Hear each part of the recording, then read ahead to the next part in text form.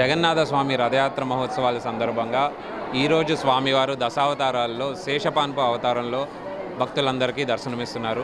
ఈరోజు తొలి ఏకాదశి పర్వదినం కాబట్టి ఉదయం 5:30 గంటల నుంచే భక్తులందరికీ దర్శనాలు ప్రారంభించాము.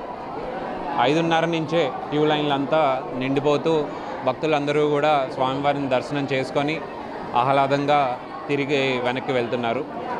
ఈ రథయాత్ర మహోత్సవాలు ఈ రోజుతో మనకి దశావతారాలు ముగుస్తాయి. ఇంత ఘనంగా చేయడానికి వివిధ శాఖల అధికారులందరికీ, మాకు సహకరించిన శాఖల అధికారులందరికీ పేరు పేరున కృతజ్ఞతలు తెలుపుకుంటున్నాను. ఈరోజు మధ్యాహ్నం అన్నదానం, అలాగే సాయంత్రం సాంస్కృతిక కార్యక్రమాలు కూడా యథావిధిగా జరుగుతాయి. రేపు ఉదయం 9:30 గంటలకి స్వామివారిని చౌల్ట్రీ నుంచి రథం మీద పెట్టడం జరుగుతుంది. 9:30 గంటల నుంచి సాయంత్రం 4 వరకు రథం మీద భక్తులకి దర్శనం ఇస్తారు స్వామివారు. సాయంత్రం 5 గంటలకి మన దక్షిణ నియోజకవర్గ శాసనసభ్యులు వంశీకృష్ణ శ్రీనివాస్ గారి చేతుల మీద మన తిరుగు రథయాత్ర కార్యక్రమం ప్రారంభమవుతుంది.